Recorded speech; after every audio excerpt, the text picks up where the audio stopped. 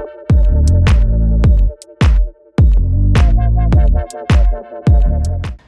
right, good morning, everybody. I wanted to take a couple of minutes. I've been working on some videos off and on through this whole COVID thing, but I thought I would share just some of my basic observations. So I'm out here online reading like a lot of you, trying to get information out to our clients, and here's what I'm seeing. I kind of have my top 5 things that I've noticed since we've been kind of quarantined and we've been sent home, kind of left to our own devices. So the first thing that I've noticed is that there is so much information. It's really difficult to filter through all of the stuff. My email box was flooded before, but it's gotten 50 times worse since this crisis, in this pandemic. And so one thing that I'm trying to do is help lean on people that I already trusted prior to this event. They were good with information prior, they're good now, and I find that they're probably putting out some of the better content. So I've tried to share with my community the partners that I know that I can trust and some of the tools and resources that they're leaning on, and we'll continue to do that for you.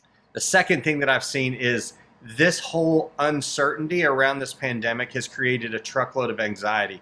I would encourage you to look out for resources that are out there. There are a ton of options and a ton of opportunities to help yourself remain calm, keep your anxiety low, focus on what you can control.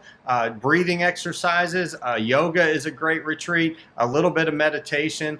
The one thing that I can tell you is that we can't fix all of this ourselves. It's beyond a lot of our own individual control, but what we can do is impact how we're interacting with others and what we're doing for others. And I think you're going to find if you do a few things for others around you, you're going to get a lot in return. So it's certainly something that we know the uncertainty is a little scary, but there are things that we can control. So remaining focused, stepping out there to help others, reaching out to others and saying, hey, how are you doing, has done a lot for me personally. So that's the second thing I've noticed. The third thing is HR jobs just got remarkably more difficult.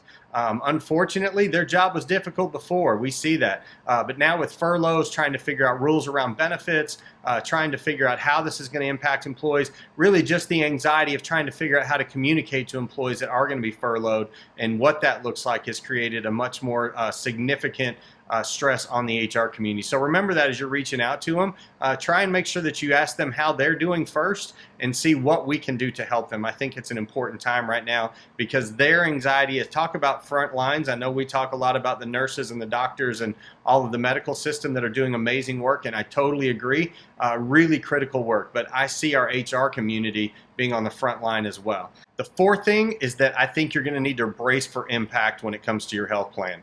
I'm already seeing carriers talking about 4 to 7% increases just because of the COVID crisis. A lot of people are excited saying, well, my carrier is going to pay for everything. That's great.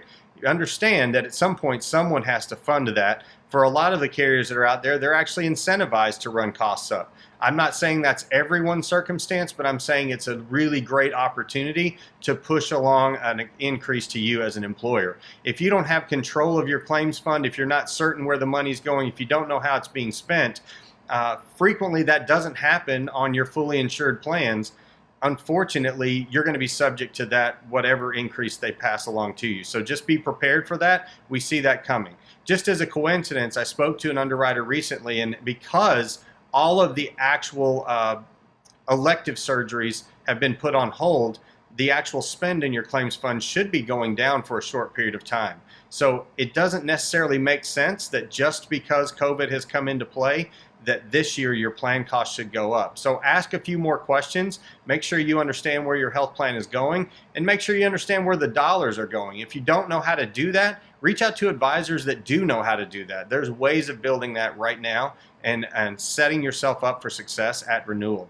The fifth thing I can tell you is that lots of people are out there actually trying to help. There's a lot of people that are taking a little bit of an opportunistic approach, I'm certain, but the reality is if you knew good people before this, they're good people now and they're trying to find ways to help you. Trust them. Don't let pride get in the way. There's money out there to help keep your employees in place. We've got CPAs that I know are stepping up trying to help answer questions, really at no obligation to them. We're all in this together and we all have the opportunity to help someone somewhere. So take that moment and see if you can reach out and connect people. That's the biggest component that I've learned from this, is that connecting people I think will matter now and in the future. So with that said, there's my top 5 that I've noticed throughout this last 2 or 3 weeks. at the end of the day, we do know there's a brighter and better future ahead of us. So reach out to those that you trust, ask questions, find ways that you can help navigate this. I know that sounds easier said than done, but take a little bit of a proactive approach every single day to figure out what does this look like on the other side, because the other side is coming.